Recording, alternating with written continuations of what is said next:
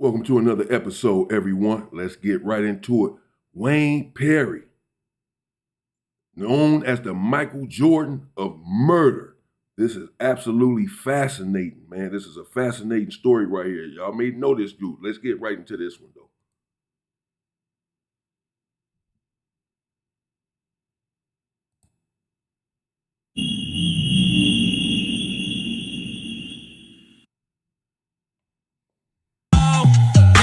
Nothing but Wayne Perry though.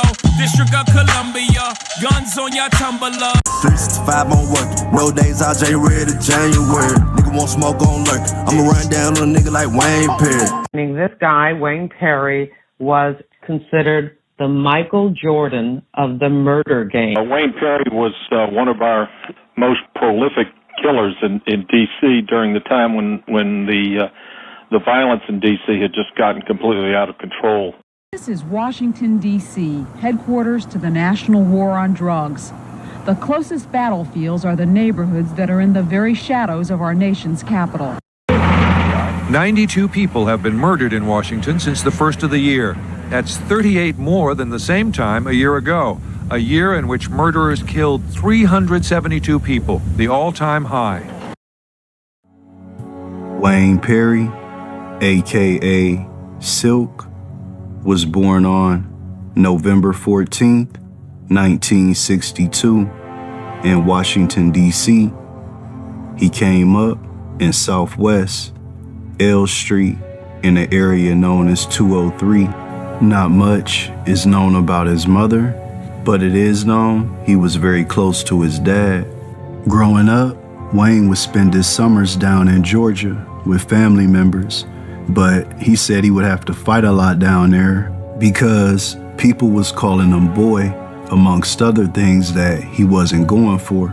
Coming up as a kid, he looked up to his big brother, Lop, who was also into the street life, and he's the one that gave Wayne the nickname Silk because he was a fly dresser and he was good with the ladies. Wayne would spend a lot of time hanging around the OGs in his neighborhood, learning the game, learning the streets. He would watch they back as they hustled, and they would also take him around the city to gamble because they thought he was good luck. But Wayne learned how to make trick dice, and he was really scamming. But according to him, he never told the older dudes he was around. They just knew that he was bringing in money.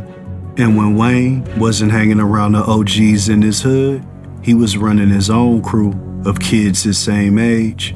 They would do little petty crimes, nothing too serious. But this would all change in 1974 when Wayne was approached by an older cousin who was also into the street life, and he had a partner that he felt done some dirty business. So he approached a 12-year-old Wayne Perry and asked him to kill his partner. Now, at first, Wayne was surprised. He was like, why you want me to do it? You know, I'm just a kid. And his cousin was just like, exactly, you just a kid. So he'd never see it coming. And on top of that, if you did get caught, you so young they wouldn't do nothing to you anyways. And Wayne, he agreed to do this hit under one condition, that he gets to keep the gun that he uses to commit the murder. Now he wanted the gun so he could put fear into the crew of kids he was already leading. You see, Wayne knew from a very early age that fear and power went hand in hand. The day finally arrived for Wayne to do his first hit. Wayne spotted his target on the block and made small talk with him. And after talking for a while, Wayne asked him for some ice cream. He said, yeah, little man, I'll get you some ice cream.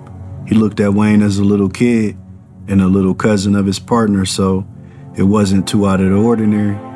And as they were walking to go get the ice cream, they had to go down these stairs that were kind of off in the cut and sealed off. And as the man started walking down the stairs in front of Wayne, he pulled out a .22 revolver and placed it a few inches from the back of his head, and he closed his eyes and pulled the trigger about 3 times and took off running. And as Wayne was running back to the spot that he was supposed to meet his cousin at after doing the hit, he started to cry. because he looked inside of the revolver and seen shell casings. And when he reached his cousin, he kept crying, and his cousin was like, "What's wrong, man? What happened?" And Wayne, being so young and not knowing anything about guns, he didn't know that the shell casings from revolvers don't hit the ground. So his cousin had to explain that to him and calm him down from crying. Not crying because he committed a murder at 12 years old. He was crying because he thought he had messed up his first hit. This would be the day that Wayne elevated from the amateur ranks of petty crime. Wow, 12 years old, a kid. So they got him started early in the street. He in the streets early. I was in the streets early. I was shot with a 12 gauge when I was 12 years old. So I understand that life. But man, they got him out there committing unalivings, committing brutal murders at 12 years old, putting a gun in his hand. So yeah, of course he ended up turning into the Michael Jordan of murder if he started at 12 years old with y'all putting weapons in his fucking hand to take people's lives. And it continued on. It continued. They don't call him the Michael Jordan of murder for nothing. That was his first taste of blood. But it continued. Into the professional ranks of the murder gang. He attended Wilson High School, and the 6'3" Wayne Perry excelled in multiple sports: basketball, football, and especially baseball. According to Wayne, he was in the Washington Post a few times due to his baseball accolades, but eventually he was kicked off the team for beating the coach with a baseball bat. Then Wayne was expelled from all public schools in Washington, D.C. for shooting a hall monitor during a school riot. Wayne, he said he didn't do it, but everybody pointed the finger towards him. Wayne would be sent to an alternative school to get his GED. But while he was there, another one of the troubled teens threatened Wayne. They threatened to smack him and to take his chain. And Wayne caught him walking home from school one day and waited for the right moment and shot him multiple times and killed him. 1978 would be the year that Wayne started to rob banks with the OGs he came up around. He said they would take his bullets out of his gun when they went to the robberies because they knew he was trigger happy. And in 1979, his little brother was actually murdered in one of the bank robberies when he was shot by a cop. And as the early 1980s arrived, Wayne's reputation was growing as a killer, not just in Southwest DC, but in the entire city. And after witnessing his brother being murdered in a bank robbery, Wayne would try his hand in the dope game, but hustling really wasn't his strong point. He was more into extortion and murder. Wayne would become known for not just being a hitman for hire, but for robbing and murdering local drug dealers. It said a lot of them didn't even want to get cars that were too flashy because Wayne would see that they was getting money and pull up on them. When people hear about Wayne Perry, 9 times out of 10 will come to mind as hitman or killer. When they mention his name, they mention murder in the same sentence because he was about his work. He an animal, man. Well respected. Man, just known for not playing to leave you leaking. I could have put my man Wayne from D.C. They don't know Wayne. Wayne would have walked right up on him, hit him 3 times, and then piss on him. Because D.C., they quick for their guns, man. Okay. They kill you in a minute, especially if they know you're from out of town. And sometimes, instead of just taking them off the map by killing them, Wayne would give the drug dealers an option. And he would tell them, if you give me money, then I'll be your friend. But if you don't give me money, then I'm not your friend, which was basically a threat. WP had the whole town on lock. A lot of people in fear. A lot of people didn't want to get on the wrong side of Wayne Perry because they knew on that wrong side was the barrel of a gun. Wayne Perry was beyond dangerous. A man by the name of Thomas Dozier, who was once a part of his crew, told a story of getting out of prison and being picked up by Wayne. Wayne asked him, like, do you got some money? Dude was like, no, I'm fresh out, I ain't got nothing. Wayne told him, hey, you know what, I'm gonna take you to go get some money. And they pulled up to this spot of a well-known drug dealer. And Wayne told Thomas, go inside, tell him that Wayne is out here and he want his money, and don't make me come in there. And the dude said he looked at Wayne and just like, you serious? Because this is a well-known drug dealer. And Wayne just looked at him and said, go in there and tell him what I just said. And a few minutes later, came out with a bag full of money. Not too many people in the city wanted war with Wayne, but every now and then he would be tested. And one of his rivals almost caught him slipping one day and tried to kill him, just so happened in front of the police. Proof here that size doesn't mean much. It means nothing, especially when you're talking about killing and all that. This is a very small dude, a very skinny dude, has everyone in D.C. scared to death. Buffalo, shooting people in the back of the head from the age of 12, taking people out, robbing all of the dealers out there, and got them all paying. This little dude, damn. But Wayne, he returned fire on this person, and Wayne ended up killing them instead. They tried to charge him with murder. It happened right in front of a cop, but the cop ended up testifying that Wayne did it in self-defense. They gave him other lesser charges, but nowhere near a murder rap. Wayne was beginning to look like Teflon, although he would spend the better part of the mid-'80s locked up at Lorton Prison. And when he was released in 1987, his dad died right after he got out. And according to Wayne, he went crazy. He just lost it. He had a death wish. In the year of 1987 into the early 90s, Washington, D.C. would see a surge in murders, and this coincided with the reign of Wayne Perry. It seemed like everybody that dropped in the city, Wayne Perry's name was some way attached to it. And the rise of Wayne Perry ran parallel to the rise of Michael Jordan. And people would say, what does Michael Jordan have to do with a Washington, D.C. hitman?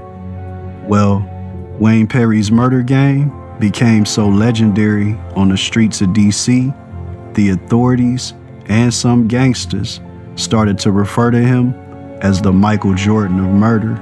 And when Wayne's little brother was asked about his legendary status, he was quoted as saying, Wayne is as silent as the wind and as deadly as fire. But eventually, Wayne would be locked up once again, and the city could breathe again. All the gangsters and the drug dealers could move around a little bit more free, knowing Wayne ain't lurking in the shadows. But a series of events would occur that would change Wayne Perry's life forever. When Albert Martinez, aka Alpo, came into his life. Now, exactly how they met, there's two sides to the story. Wayne Perry claims that one night he was out and a man by the name of Shorty Pop, who he was close to, introduced Alpo to him.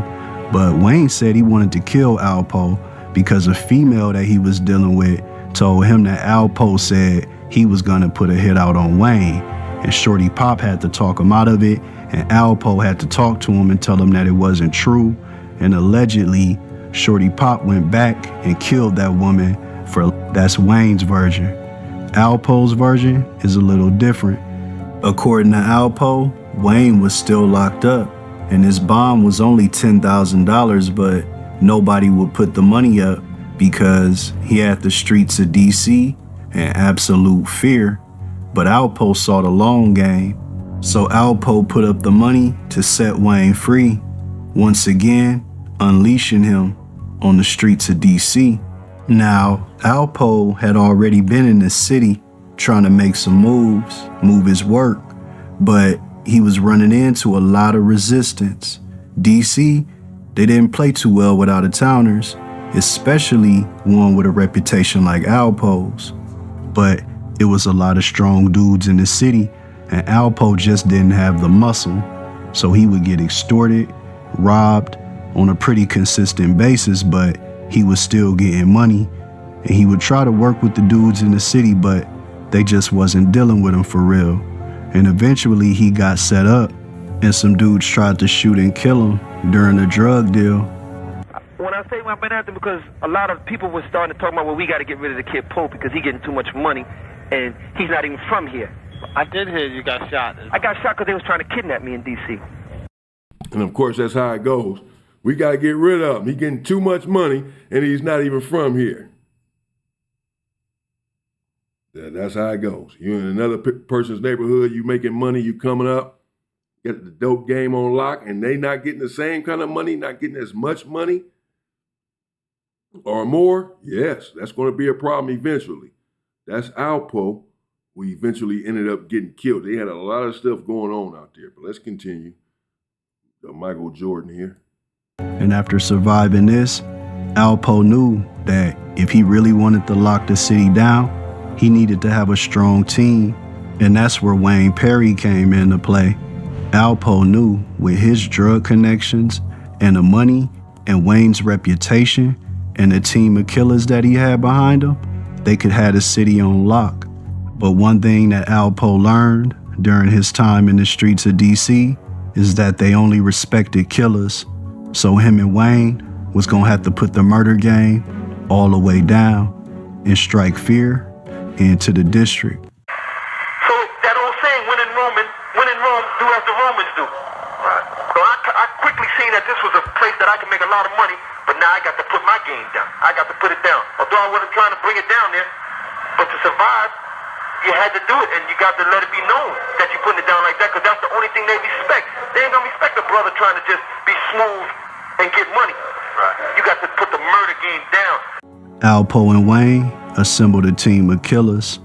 They had people like Big Head Gary, who was a hustler, but also known to kill, a man by the name of Michael Jackson, who was once in the crew of Michael Frey Salters, a legendary drug dealer out of DC, who was set up by Alpo and Wayne and killed by Michael Jackson in a double cross, and he joined Alpo's crew. Matter of fact, Alpo told a story. One day they was out, seen a dude moving work in their territory, and as they was driving by the dude, Michael Jackson whistled, and the dude turned around to look, and when he did, Michael Jackson said bye-bye and blasted him. They also had a teenage killer by the name of Sheldon Watkins, aka Shorty Pop, who was once a part of the legendary go-go group, the Junkyard Band, who was signed to Def Jam in the 80s, but he decided to put the drums and the mic down and picked up assault rifles and became a certified killer. And of course, they had the Michael Jordan of murder, Wayne Silk Perry. Poe had the money and the coke. Wayne had the power. These his new friends. If you're going to get something from Alpo, you best to pay it back, because if not, Wayne is going to handle it. Ain't no freebies, ain't all that nice shit stopping. Wayne's MO was more so than, fuck that nigga, let's get rid of him. If you wasn't on their team, then watch out, because if you had something they wanted, they was coming to get it.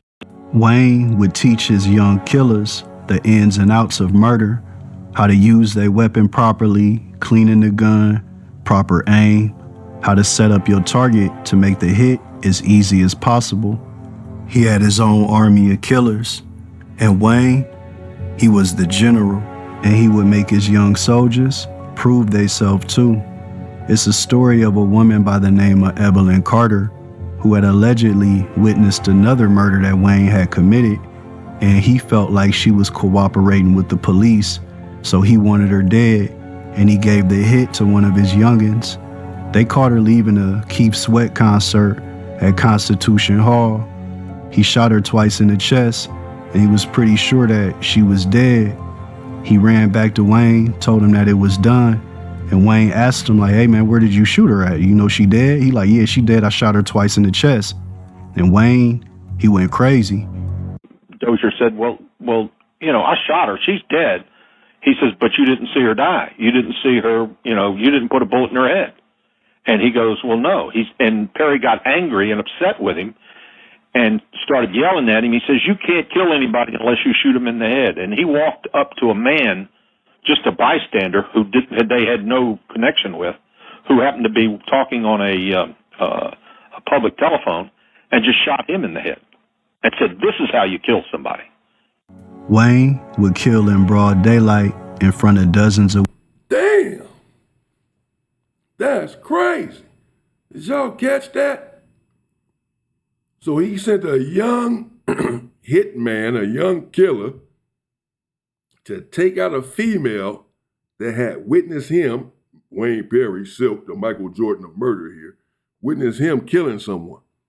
He's thinking this female may go speaking. She may go snitch. She may go talk. So he sends one of his young hitters, who he's been training and teaching. According to this individual, this is Beyond the Fame, the channel Beyond the Fame on YouTube. Shout out, check it out.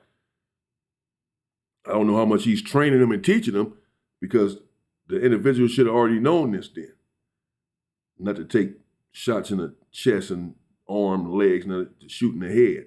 But whatever the case, he's upset that this individual, the young man, the young guy that shot the woman in the chest twice. Normally that's pretty good. You shot her in the fucking heart. He's not satisfied with that. He says in order to kill someone, you have to shoot them in the head to make sure they're dead. You have to shoot them in the head. This is how you do it. And just walked up to someone who was on the phone, a random person, and shot him in the head and killed him. And said, that's how you kill someone. Damn. That's cold, man. That's vicious.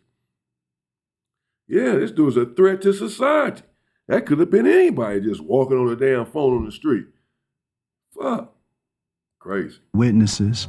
He had the city in such fear, nobody would dare testify against him. And for those who did, it usually didn't end too well. There was a young woman by the name of Alveda Hopkins who had witnessed her friend James Henson, aka Frog, be gunned down by Wayne Perry, and she agreed to work with the police. And once Wayne found out about this, he came up with a plan to get rid of her. He found her walking in her neighborhood and had one of his underlings knock her unconscious and put her into a van. And as they were driving around, she woke up. She seen Wayne Perry sitting right next to her, and she was paralyzed with fear. She already knew what was gonna happen. And according to Alpo, Wayne put in an Eazy-E song titled "A Bitch is a Bitch" and proceeded to stab her multiple times in her face, hands, and chest. Then he took out a .357 and shot her 4 times as the music blasted inside of the van, and they would later dump the body on Interstate 295. But Wayne really didn't need a reason to kill. Yeah, the Michael Jordan of murder is true. Golly. This dude.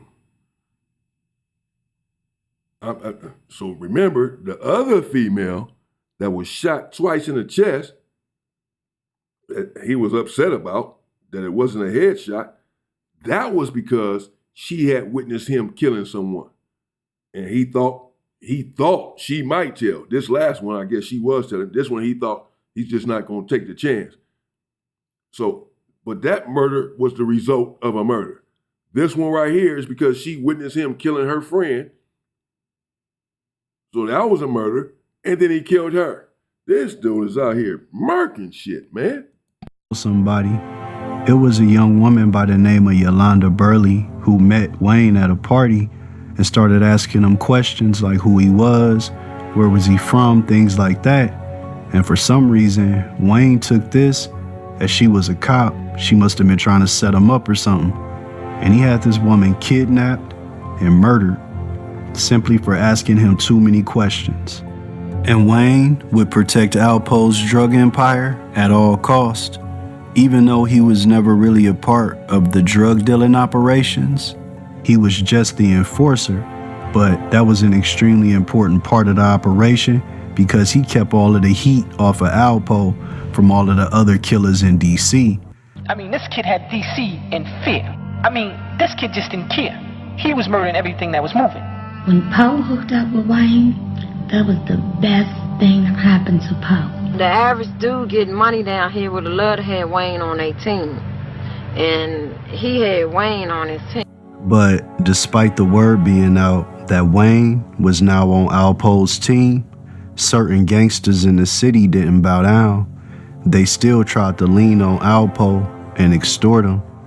One in particular was really putting pressure on him. And Alpo, he wanted him gone. But this dude was a real killer.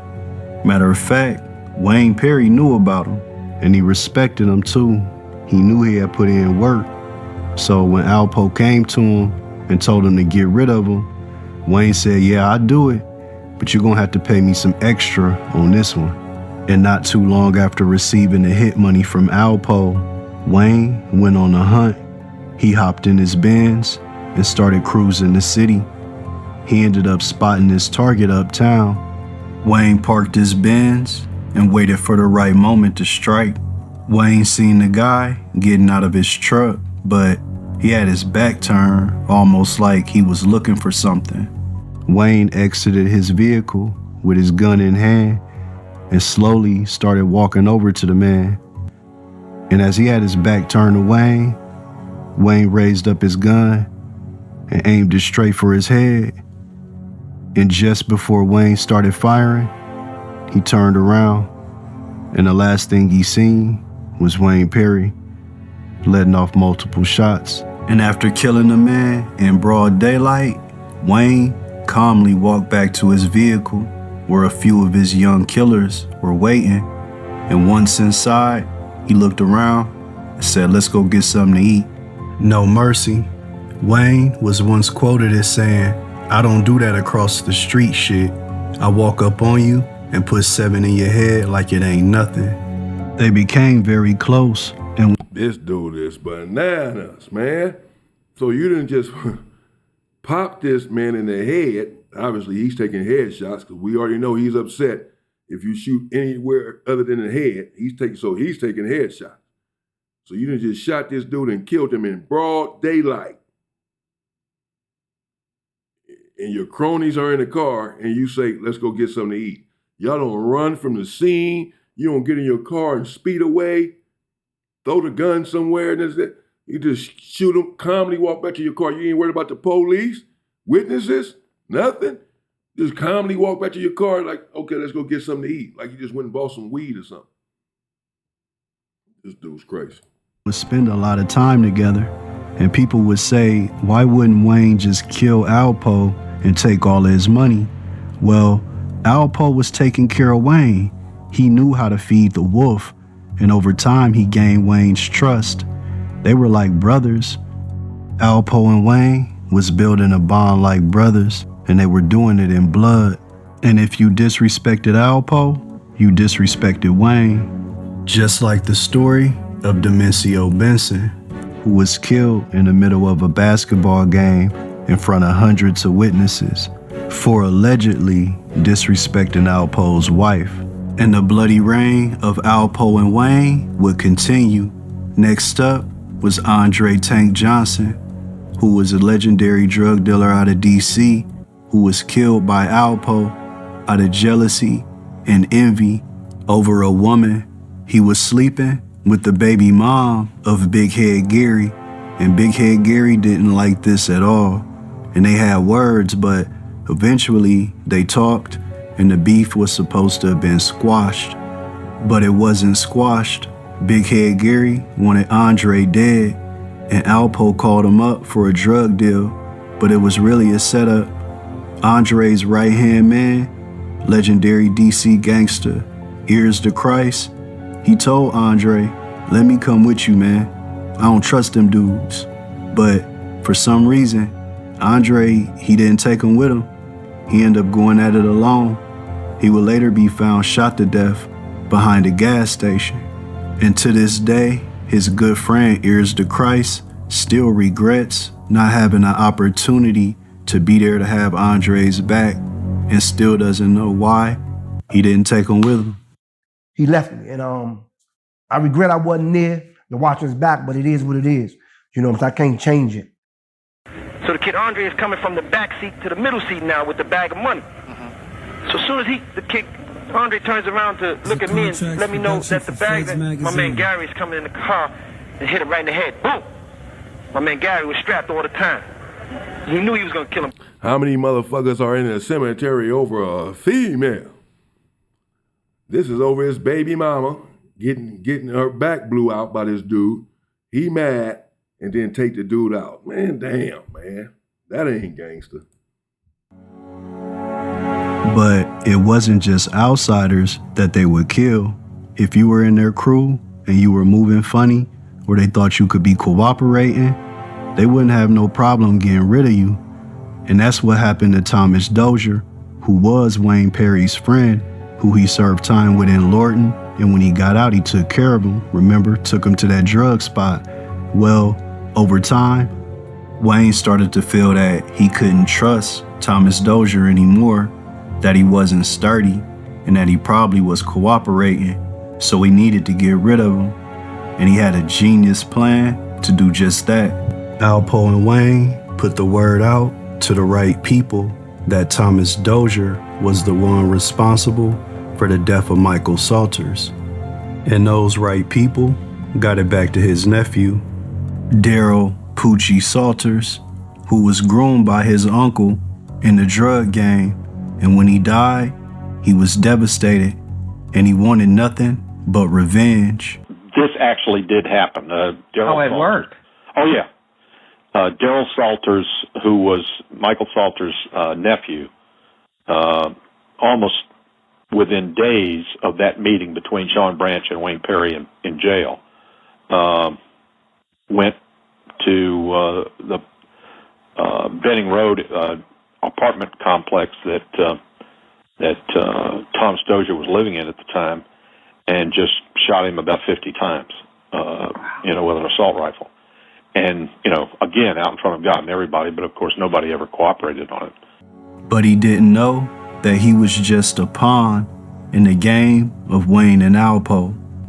Daryl shot him 50 times with an assault rifle. And I guess this dude, the FBI agent, was saying he wasn't even a snitch. Or, none of that. But they set him up. Made it seem like he was responsible for this dude's uncle being gunned down. And set him up, brought him over there and shut him down 50 times. These dudes are off the rails. They killed the dude on the basketball court in front of hundreds of people. They not getting arrested for none of this shit. They killing people in broad daylight, popping them, bow, bow, bow, in broad daylight. And then said, let's go get something to eat. They killing somebody on the basketball court because he said something to Alpo's wife or whatever. He said in front of hundreds of people. No arrest ever. What is going on here, man? This is crazy. They got the police in their pocket too or something. Poochie Salters would later be killed as well, gunned down in the streets. Then it came time for another member of the crew to be dealt with, Big Head Gary, who was actually Alpo's right-hand man when it came to moving weight. But Alpo found out that Big Head Gary had plans to make his own connections and start doing his own thing without him. And they were getting a lot of money together. And Alpo, he didn't like it. So he decided to set up Big Head Gary. They called him up one night and said that they were about to go slide. No love in this game. This your boy. They boys getting all this money together. Okay, he's about to break out and do his own thing. Y'all didn't got y'all money together. You doing your thing. He's saying, I'm finna go, got some other connections I'm cultivating over here. I'm about to do my own thing. Get my own money. Get some other money. Get some more money. Alpo say, no. We together. We can't be together. I'm finna take you out. Damn, this your boy? Ain't no love in this game, fellas. Ain't no love in this game. On a crew that they had been beefing with, they finally got the drop on him. And Big Head Gary, he was about the gunplay too. So he was with it.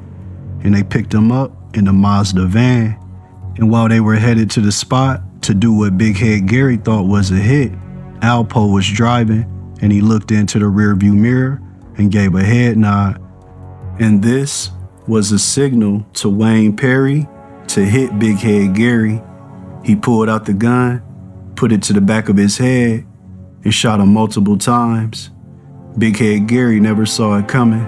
They were ruthless, treacherous, apex predators. Wayne and Alpo, they were the kings of the city, and Wayne was the MVP, leading in all statistical killing categories. But it was only a matter of time before that empire started to fall, because in November of 1991, Alpo Martinez was arrested under federal RICO charges. And when he first got arrested, Wayne actually sent word to the jails to protect Alpo. He had that much belief that he would stand tall and he wouldn't flip. Even though people close to Wayne tried to warn him about Alpo, and told him that he needs to get away from him as quick as he can. One of those people being legendary 1980s hitman Sean Branch, aka Teflon Sean. Sean Branch is headed to prison. Jen Fox has more on the 3-year-old charges that finally stuck to a man dubbed the Teflon Killer. Teflon Sean, they nicknamed the diminutive Sean Branch. Until today, the 23-year-old Northeast man beat 8 out of 10 charges against him. Today, he got 26 years for the murder of Michael Green. From what I hear about Alpo's character is that he ain't to be trusted. And he wasn't hearing me. He wasn't hearing nobody. Alpo, he actually didn't flip immediately. He tried to fight the government for a while, but after more and more evidence began to come in, and it was clear that they had an airtight case, his lawyer came to him one day and told him, they're looking to give you the death penalty, and if they can't stick you with the death penalty, they want to give you the rest of your natural life. But they really want Wayne Perry. He's your ace in the hole. Give him up, you may have another chance at freedom. So they were willing to make a deal with the devil, that being Alpo, and that's exactly what happened. And the plan was in motion to set up Wayne Perry and get him off the streets. Alpo called up one of Wayne's young soldiers, a man by the name of Jerome Kearney, and told him that he needed the Mazda van that they had used in multiple murders moved to another spot to hide it, because, at this point, they still trusted Alpo. Nobody knew he was snitching, so the young soldier agreed to move the van, but it was really a setup for the feds so they can have more evidence against Wayne.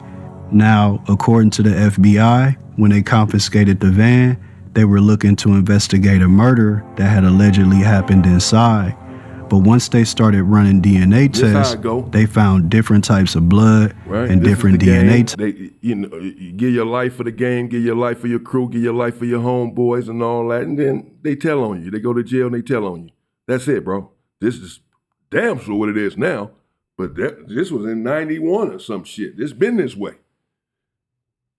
It just wasn't as prevalent, and it was much more frowned upon back then, and you could lose your life for snitching. And just now, it's even worse. It's way bad.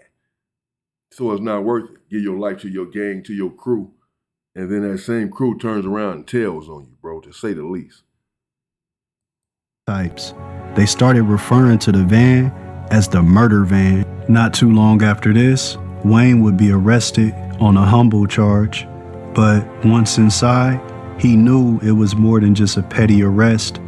He had a feeling it was something more, that Alpo, the man that he had killed for and put his own life on the line for, had flipped on him. In the RICO case, they had 14 murders listed, and they were trying to pin them all on Wayne, and they were also trying to give him the death penalty, something that hadn't happened in DC since 1957. Golly, look at this list, man. All of these murder charges, bro.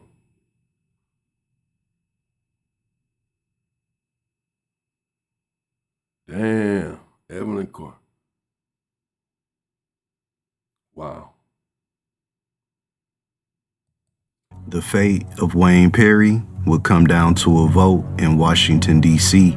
on if they were going to pursue the death penalty or not, because it was something they didn't normally do. But Wayne had been such a menace, they thought about doing it, but ultimately they voted against it and sentenced him to life in prison without the possibility of parole. He would be sent to Marion Prison, where he was actually cellmates with legendary mob boss John Gotti, but he would spend the majority of his time at ADX Florence, Supermax Prison in Colorado, probably the toughest prison in America. 23-hour-a-day lockdown, almost no human contact. Wayne would spend the next 26 years here. And during that time, he became cordial with an FBI agent by the name of Dan Riley. Now, this was the man who headed up the operation to take down Wayne and Alpo, but they were still trying to close murders out even after Wayne was already locked up. So what Wayne did was eat the charges on multiple unsolved murders. That way, people from his crew who were still free wouldn't face those charges. And plus, he was already down, so he said the hell with it. And one day the FBI agent said to Wayne, "We have you for about 50 murders. Is that about the right number?" That they suspected that he did. And when Wayne responded, he leaned over to the FBI agent and told him, "It's well over 100. Alpo would be locked up for the next 25 years, but his name is still rang out through movies like Paid in Full. He would do jailhouse interviews. He would even make time to call the local music video station and make special requests for his favorite songs. Jump into the next video, All right, we're gonna jump into the next joint. All right, this is one of my favorites on the R&B tip. Joe, I wanna know. All right. In 2015, Alpo was a free man again. They released him into the Federal Witness Protection Program, and they set him up with an apartment in Maine and a job as a construction worker. And according to Alpo's neighbors, who knew him as Abraham, they all said he was a nice guy, very helpful, nothing out of the ordinary about him. But that quiet life in Maine, that wasn't fast enough for Alpo. He needed to be in the spotlight. It was where he belonged. And eventually, he would start doing more and more interviews, and you would see him more and more on social media, popping Willie. Yeah, and keep in mind that he said Alpo was in a witness protection program. He did 25 years or so in prison. He was supposed to do life as well, along with Wayne Perry and all of this. But he gave Wayne Perry up. This is how they got Wayne Perry, and considered giving him the death penalty and all that, but they didn't. But they certainly got him off the street and wanted to get him off the street, Wayne Perry. They wanted to get Alpo off the street as well. They have a drug empire. They both are responsible for murders. But they were really after Wayne Perry. So they cut Alpo a deal, give us Wayne Perry, you still finna do some time. He still did 25 years. But then he got out. He's supposed to do life, whatever. But since he snitched, he got out. But since he snitched and snitched on Wayne Perry, the Michael Jordan of murder, as we can see, taking people out. But even though he's locked up now, certainly he still has people. He still has a crew. He has people that love him, fear him, and all that, even though he's in prison. That shit don't matter. So they're telling him, I'm sure, man, keep your ass in this witness protection program. Don't go out there. Change his name to Abraham and all this shit. Neighbors know him as Abraham. Stay your ass right here. But the lure of the streets was too strong for him, the pull of him. He had to go back to the street, go back to the fame, to the lifestyle, and leave the witness protection program, I'm sure, against authorities' wishes. Thinking you're invincible, you done told on this dude, even though it's been decades, you know who this individual is. You're a known snitch now. So he goes back out into the street. It didn't end well for Alpo. I do know that. I do remember that. But let's see. He's up and down the street like it was the 80s. It seemed like the good old days. Alpo would also spend a lot of time defending his decision to turn government informant and to turn rat. I'm promoting being a rat, being a government witness. I'm promoting you get locked up. You do what you gotta do. I know some more in there 50, 60 years right now. I know people who I talk to and they say, listen, this, that, and other. Listen, you do what you got to do. I don't promote being a rat government witness. I promote do you. Because the code of the streets, that's where you're going to get poked up at. Because there is no code. Because what code is that you kill your mother against your mother because you're trying to get at him? I didn't live by that code. But unfortunately for him, Alpo wouldn't be able to experience freedom for too long, because on October 31st, 2021, after attending a Halloween party, Alpo was shot 6 times while he was sitting in his truck. And some people who were around during this time feel like Wayne got played by Alpo, that he let an out-of-towner come to his city and turn him against the home team. and it backfired bad. But according to Wayne's ex-wife, he went out like a real man. He never ratted, he never told, he never folded, and he still has his honor. They knew Alberto. It was a chance of him telling. You know, he wasn't from here. Y'all ain't come out the sandbox together. Give or take, if it was Wayne that they caught first, Poe probably would still be out on the streets because Wayne is a true man to the game. He went out like a soldier. And in 2016, Wayne was moved from what many former inmates describe as hell on earth, that being ADX Florence, and he was sent to a prison in Washington State. He now goes by the name Nkosi Shaka Zulu L. He converted to Islam and now preaches a message of peace and positivity. We don't need nobody glorifying the game. They got enough fools that do that. We ain't doing nothing but waging a genocide upon ourselves. Look at what's going on in Chicago. See how them people just killing each other, innocent people. I mean, it's just sad because, man, you know, you see the way we is today, man, and it pains my heart to see that, man, we so divided as a people. You know, I don't trip on me at all. You know, I done destroyed enough people in my lifetime to where, you know, I'm conscious. I was conscious when I was home, but I'm more conscious now and I'm more dedicated to this thing to where, you know, Allah says that if you take the life of one innocent person, it's like you took the life of all mankind. And vice versa. If you save one life, it's like you save all mankind. His new message of peace is definitely a far cry from his bloody, murderous reign in the 80s and early 90s. But even to this day, the name Wayne Perry still rings out. And that's the life and times of the Michael Jordan. Wow. Okay. Wayne Perry, man, the Michael Jordan murder. That's a lot of murders that they had under their belt. Him, Alpo, and everybody else out there, but especially Wayne Perry. They gunning people down in broad daylight. I can't understand how he was never arrested for any of this shit until Alpo finally snitched on him years later. How's he still out to do all of these damn murders? That's crazy. Killing people and just walking back in your car and talking about, let's go get something to eat. Killing people on the basketball court in front of hundreds of people. Nobody called the police. No, what the hell's going on here? That was crazy. And then on Alpo, of course, snitch and then tries to justify it and all that. What code?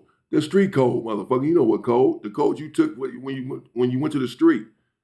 And now that you got caught up, you don't want to stand by the code no more. Say that shit, man. And you left the witness protection program and got popped 6 times sitting in the car leaving a Halloween party. The streets ain't for nobody, bro. Period. Fuck the streets. They ain't for nobody. See, Wayne Perry, he's done changed his tune. He went to Islam, talking about how stupid the streets are, how dumb it is, you know, and how we just killing each other for nothing. Everyone gets this revelation once they get into prison, you know, or injured or whatever. No, let's think about that now. Not while it's too late. Damn, bananas. The Michael Jordan murder, I would have to agree.